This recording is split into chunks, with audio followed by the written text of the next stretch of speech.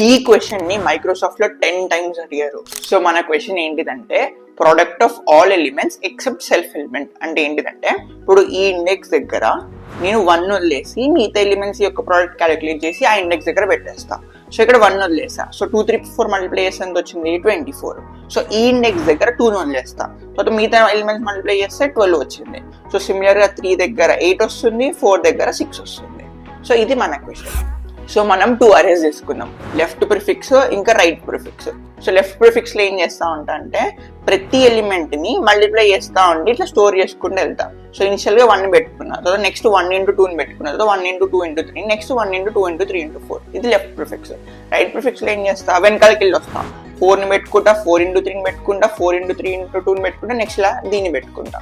So ఇప్పుడు ఏంటిది నాకు పర్టికులర్ ఎలిమెంట్ దగ్గర నాకు ప్రోడక్ట్ కావాలి అంతేనా. సో ఇప్పుడు నేను ఏం చేస్తానంటే ఈ ఎలిమెంట్ ని మల్టిప్లై చేస్తా, అప్పుడు ఎంత వస్తుంది 12. సో ఇక్కడ చూడండి, ఇక్కడ 4 into 3 ఉంది, ఇక్కడ 1 ఉంది. సో ఈ ఎలిమెంట్ ఇండెక్స్ ఎంత సెకండ్. సో సెకండ్ ఇండెక్స్ దగ్గర సెకండ్ ఇండెక్స్ తప్పితే మిగతా ఎలిమెంట్స్ యొక్క ప్రోడక్ట్ ఆటోమేటిక్ వచ్చేస్తుంది 12. సో ఈ ఇండెక్స్ దగ్గర చూడండి, ఇక్కడ మనకి 3 ఇండెక్స్ ఉండకూడదు. సో అంటే ఏంటిది 1 into 2 మల్టిప్లై చేస్తా, 4 ని మల్టిప్లై చేస్తా, అంటే ఎంత వస్తుంది 8. సో సిమిలర్ గా ఇక్కడ కూడా అంతే. సో ఇక్కడ ఎంత డైరెక్ట్ గా ఇది తీసేసుకుంటా 24 వచ్చేస్తుంది. సో ఇలా ఈ క్వశ్చన్ ని సాల్వ్ చేస్తాం. రియల్లీ తప్పకుండా మీ ఫ్రెండ్స్ కూడా షేర్ చేయండి, అట్లనే పేజ్ ని ఫాలో కొట్టేయండి. Thank you.